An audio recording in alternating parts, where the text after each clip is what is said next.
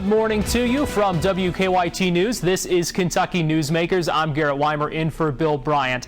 Later, months and months now of non-stop work for many nurses and frankly experiencing some troubling things during their shifts. It is taking a mental and emotional toll on them. How healthcare workers are battling burnout and how things need to change post-pandemic. We will speak with Delanor Manson. She's the CEO of the Kentucky Nurses Association, and that is coming up in a little bit. But first, it has long been said that schools should be a safe space for kids, and yet again, multiple incidents this week have shown the threats students can face on a daily basis. Now, on Tuesday, 4 Fayette County high schools had to be evacuated over bomb threats. The caller demanded a ransom of $500,000 in Bitcoin. Now, thankfully, no one was hurt and the buildings were cleared. Then on Wednesday in Louisville, 1 teenager was killed and 2 others injured in a drive-by shooting at a school bus stop. And parents said that's not the first time that corner had been caught in the crossfire. Then another scary situation at Jeffersontown High School on Thursday, going on lockdown when police say a former student accessed the building. And then in Lexington on Friday, a threat at Tates Creek High School. So how can administrators, teachers, parents, and students adjust and be prepared as the nature of threats to school safety continues to evolve? Jon Akers is the executive director of the Kentucky Center for School Safety, and he often works with school districts across the Commonwealth on ways to better protect students, faculty, and staff. And Jon, thanks for being here today. You're welcome. Jon, given your perspective, what goes through your mind on weeks like this? To be perfectly honest with you, I'm scared. Scared for our teachers, scared for the kids, scared for the parents, that behaviors have escalated to a point to where it's getting dangerous, just not only inside the schools but outside in the communities. And so it's going to take basically the whole village to come together to do what we can to make these neighborhoods and these schools safer. It seems like every day this week it was something different. How do these incidents this week show just how kind of widely varying the issues that we're talking about, these safety issues facing these students, these parents? How does this week kind of show that? Well, you know, I go back to where my experience as a high school principal for 25 years here in Fayette County at 2 high schools. When I left those jobs and took on this job 20 years ago, I thought I knew it all. But I was amazed at how many things I didn't know was going on in school safety. It's a very changing, very dynamic situation on school safety issues, and it's manifesting now with these behaviors that we're shooting, we're having bullying going through the roof, we're having adverse childhood experiences just coming in, where kids are being traumatized, maybe outside the schools, maybe in the homes, maybe in the neighborhoods. And all these things are in a compilation of issues that are greatly affecting what's going on in the school environment. And so it's changing so much, we're trying to stay ahead of the game. For example, I just sent out something this morning to the people for Monday on this TikTok challenge, where they have listed by month what behaviors they want the kids to do in schools. For example, last month they were tearing up bathrooms, tearing off toilet seats, tearing off soap dispensers. This next month, and I won't go through that whole list, but there's a whole listing of those things that are going down. The media, when I talk about the media, I'm talking about the social media, sometimes isn't our best friend. How has it, you mentioned your decades of experience in schools and then now as a safety expert, how have the threats kind of facing students in schools evolved, and what role has social media played in that? Well, I think it's quite obvious that you look at a lot of the research out there about the amount of violence that's out there with the movie industry, with the video game industry and things like this, and some of the shows that are on TV, really get into teenage violence. You get into, and I won't get into specific shows here, but I think you know what I'm talking about, that those are things that greatly impact a child's psyche on how I might want to be perceived when I get out of my door and put on my personality, so to speak, as I walk into a school. And so it's important for us to realize what's impacting these children at a level of what can we do, both with the school folks and their parents bonding together, what can we do to help raise these kids? We know most of the time the school day is safe, relatively uneventful, classes, tests, lunchtime, homework, after school activities, the whole gamut there. But for parents, when these incidents happen, it is scary. What's your message to parents? Well, I go back to that theme again, that you look at the amount of time we have with kids during the calendar year. We have them for 15% of a calendar year. So we can't be held totally responsible for these things. Again, I go back to our partnership issue, that if we can get the parents to understand that we need their help, if they hear something, if they see something, say something to us, so that we can go ahead and try to resolve these issues when the kids come through our doors at 8 o'clock in the morning. We have, you mentioned the thing at Tate Creek. That came in through our tip line. We have a partnership with the Kentucky Office of Homeland Security that runs our tip line, that they can get tips from text messaging, from telephone calls or emails. And so that tip came in, I want to say about 10 o'clock on Friday, on Thursday I guess it was, and Dr. Marty Mills over at Tate Creek jumped right into it right immediately, and I think about midnight he sends out an email to all the parents and said, we had this threat, we're taking care of it, we want you to know we need your help at home to get as much information to us. So that goes back to that theme I'm talking about what can we do to partner with the parents, grandparents, guardians, to see what we can do to keep all these kids safe the best way we can. We just can't do it by ourselves. In the past couple of years especially have been very challenging for school districts, no surprise there. And the Kentucky Center for School Safety, I know, works closely with school districts. From your assessments and kind of evaluations and work with them, what are you seeing as some of the biggest challenges these schools are facing right now, and how are you helping them address those? Well, when you look at school safety, it's a comprehensive approach. You have basically two camps. You've got a hardware camp, making sure that the school facilities are safe as can be, and our governor sent out $18.2 million out there to help upgrade school physical plants. So that's one thing we're trying to do, to make sure that the locks are working, that the doors are working, as far as the electronic doors to let people come in, to control access to our schools. So we're trying to do the best we can with that, and that 18.2 was a great jump start for that. The other portion of this thing is what I call the hardware, which means obviously the mental health side of this thing, and they're equal co-partners in trying to develop a comprehensive approach to school safety. So we want to look at these adverse childhood experiences that these kids are being traumatized at home and in the communities with, and how do we address those when they come to our schools. Now, the legislation that was passed and approved by our governor talked about having threat assessment teams in each school, and they're all trained up to look at if a child is starting to manifest behaviors that might be out of the norm. Then they will have a multidisciplinary team that will run that child's profile through a matrix of questions and stuff to try to determine, triage is the word I like to use, to determine if that child needs to have further professional mental health care.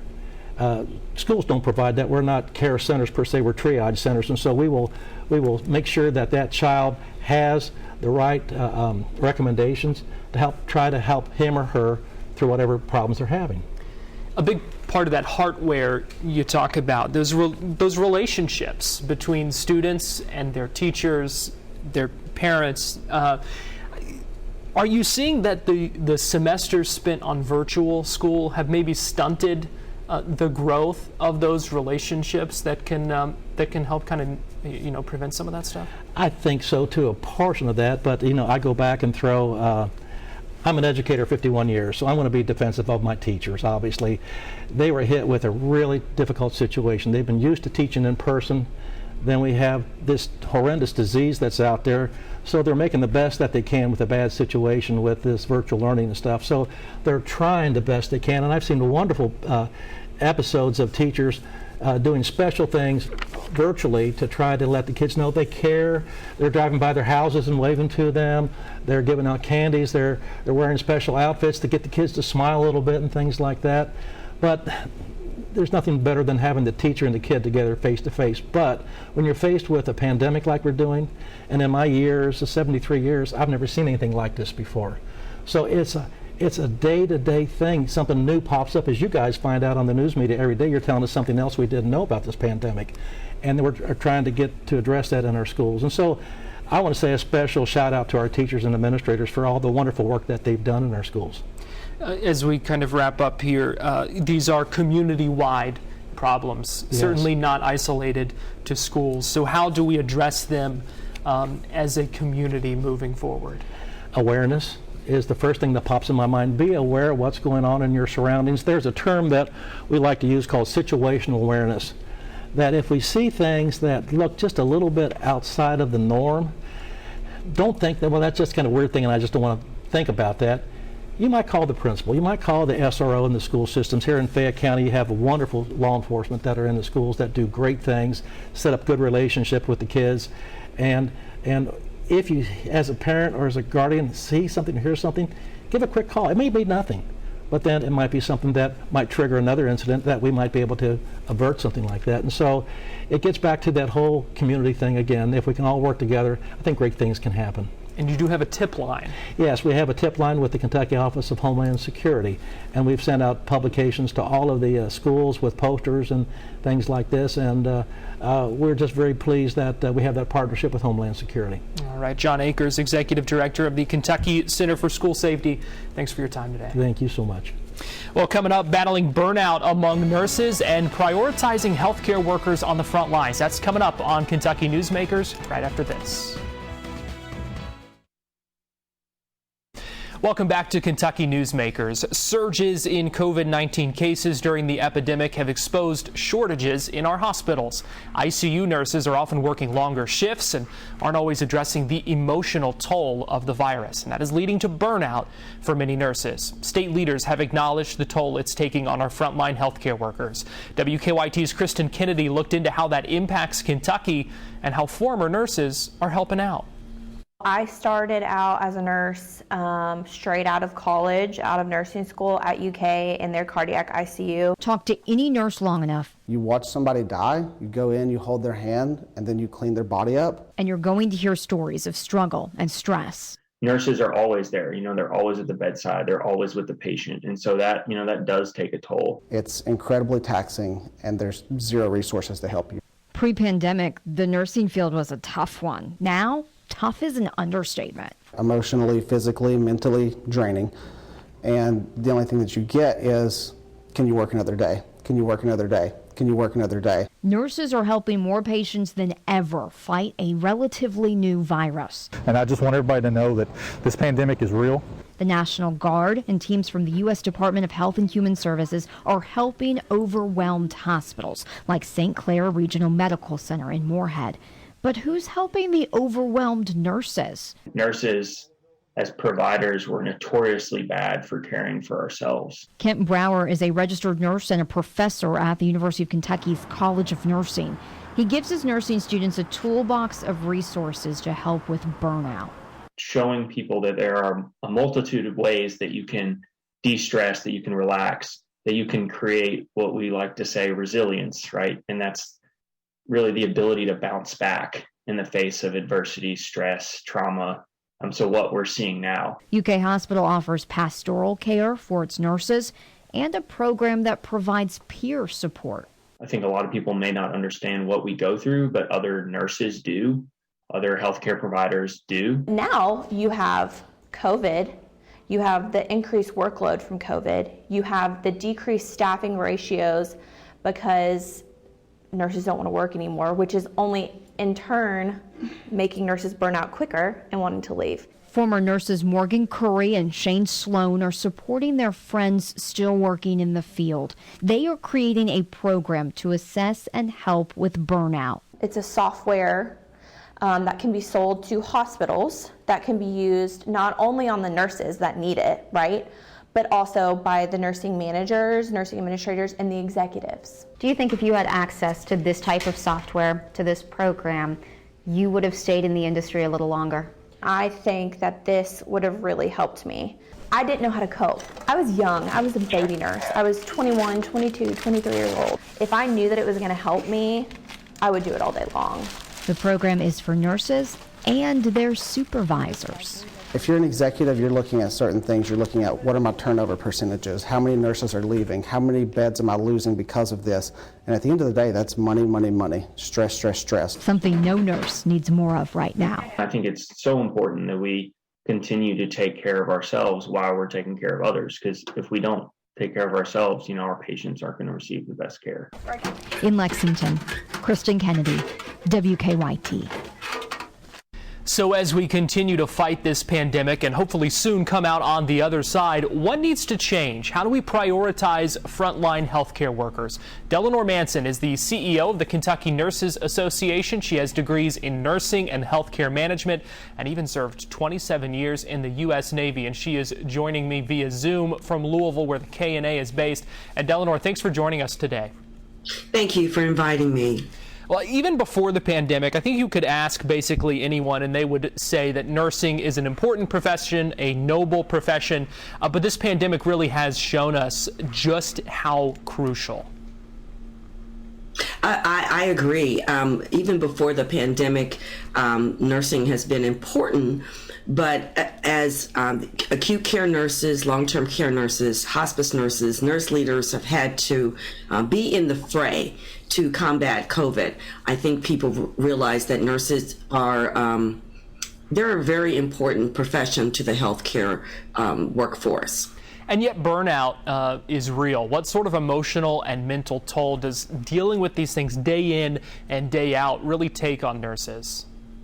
Well, because it's gone on so long, and because of the work that nurses do, where they're in contact with patients and families on a daily basis, and in the case of the nurse leaders, they're in contact with the nurses who are in contact with the patients and family. It takes a toll. They don't have time to recover from caring for people who are dying. They don't have time to recover from having to monitor all of the equipment. They just do not have time to recover. And so when you talk about burnout and you talk about the stress that's going on with most of the nurses in the profession, I don't think that we're seeing the level of burnout that we're going to see, because I think it's going to get worse. I mean, because individuals, when they go home, they're getting ready to come back to work and they're showing up every day. So I think that it's going to be worse before it's better. What needs to change? Well, if I could make nurses in the basement of my home, that would be a good start. But since we don't have the ability to do that, I think we need to look at what things can we do differently. How can we structure our teams in how we care for patients and families? How can we do things that maybe don't need to be done by a nurse? So how do we structure that team? We're talking about doing blended teams, which in the old days was what we called team nursing. And in recent years, that's not something that nurses have been doing. They've been doing more of a primary care type of model practice for nursing. So I would say looking at how we structure, how we take care of nurses, also looking at how can we give nurses short and important ways to recover from the stress of the day.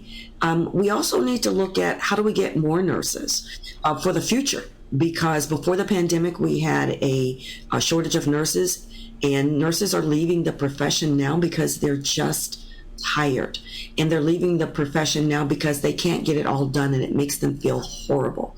So we need to look long term. We need some short term answers and we need some long term answers, and the long term answers are how do we get more people to go to nursing school and to become nurses, and that's going to take us a while to get that done. Well, some lawmakers want to see a second special legislative session to help relieve those nursing shortages. What can be done? What needs to be done to better recruit and retain nurses? Well, there are a lot of travel nurses that are coming to help us, and they make a lot of money.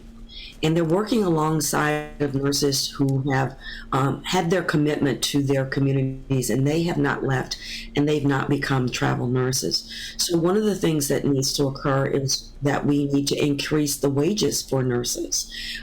We also need to look at how do we get the travel nurses to come to Kentucky, and then how could we retain them?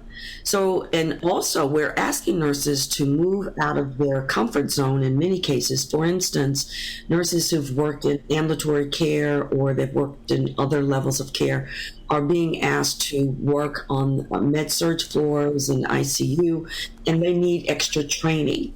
And so we need to have the ability to provide that training, and that might be bringing back nurses who have retired, who will come back as mentors and instructors. And that takes money to do that as well. We need money to make that happen.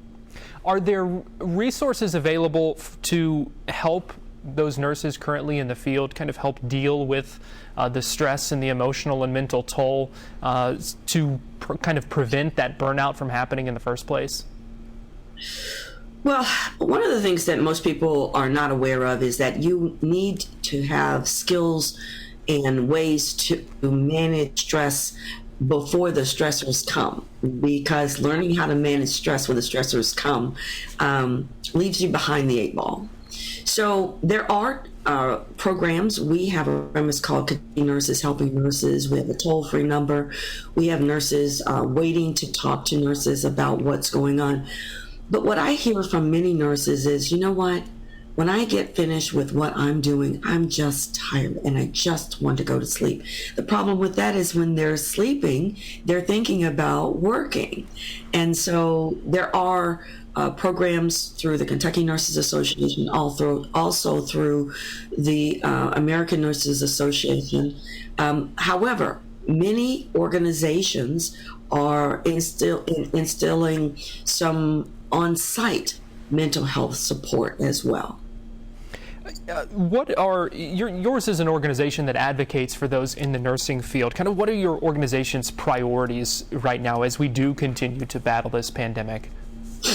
Well, first of all, a little bit about the Kentucky Nurses Association. We represent 90,000 nurses. That's how many nurses that we have in Kentucky. But some of them are retired, so that 90,000 number might not be as accurate as we'd like for it to be. Our priorities are, as you say, advocating for the nurses, and we just testified in Frankfurt on, I think it was Wednesday, in front of the Interim Joint Health and Welfare Committee. The President, Donna Metter, spoke to the legislators to tell them what we need. And part of that is we need more nurses, and the way we get more nurses is to get some money and also to be able to train nurses to do things, to train others to do tasks that are not specifically nursing. So our priorities are supporting the nurses, seeing how we can help them in terms of mental health, finding more nurses to help address the shortage. Those are our priorities right now. All right, and we are running out of time here, but one last question for you. Going forward, how can we better prioritize frontline healthcare workers, in your opinion? Well, I'd also like to ask, the prioritization is important, but also the appreciation. You know, all of those nurses who are showing up every day, they need a thank you. And that's not happening nearly as often as it should. So how do we prioritize? We prioritize by providing more resources to the nurses at the bedside, the leaders, also in long-term care and in hospice care. Delanor Manson, CEO of the Kentucky Nurses Association, thanks so much for your time. Thank you for having me.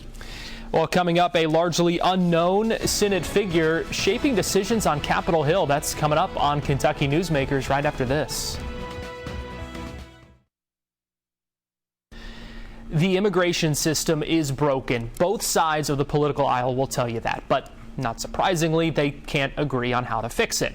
Now, a below-the-radar, nonpartisan Senate official has gotten involved. Our chief national political analyst, Greta Van Susteren, has the details in this Full Court Press Fast Break. Hello, I'm Greta Van Susteren, and here's your Full Court Fast Break. A largely unknown, unelected official making key decisions on Capitol Hill. The Senate parliamentarian throwing a wrench in Democrats' plans for immigration reform. Many in Congress want to offer a pathway to citizenship to millions of undocumented immigrants. Senate Democrats hope to do it in the $3.5 trillion budget bill using reconciliation, which only requires a simple majority vote. But the parliamentarian says That immigration proposal does not meet reconciliation rules. She ruled the proposal would create tremendous and enduring policy change that dwarfs its budgetary impact. But who is a Senate parliamentarian and what does she do? Elizabeth McDonough was appointed to the job in 2012. She serves as a nonpartisan Senate referee interpreting chamber rules and procedures. Senate parliamentarians have no specific term length. They serve at the pleasure of the Senate Majority Leader. And while their decisions hold a lot of sway, they are not written in stone. They're only recommendations. The Senate can override a parliamentarian's ruling with 51 votes. In this case, every Democrat would have to be on board, and Vice President Kamala Harris would have to be the tie-breaking vote. So will Senate Democrats try to overturn McDonough's ruling? Seems unlikely. Democrats say they are considering other paths. They could reduce the number of immigrants impacted by the bill, adjust the level of protection the bill would offer, or they could move to update the immigration registry. The registry offers a pathway to citizenship for undocumented immigrants who came to the United States before 1972 and have lived here ever since. Democrats may try to update the cutoff date, making it later. That would offer more people legal status. If they do that, you can expect major GOP pushback. Want more Full Court Press? Tune in Sundays. We bring politics home, covering the national stories that impact you. And remember, you can catch Full Court Press with Greta Van Susteren this morning at 11:30 on WKYT. And thank you for joining us on this weekend's edition of Kentucky Newsmakers. You can always find the latest episode on WKYT.com, inside the WKYT News app, or on the Kentucky Newsmakers podcast, wherever you get your podcasts. I'm Garrett Wymer in for Bill Bryant. Have a great Sunday and take care.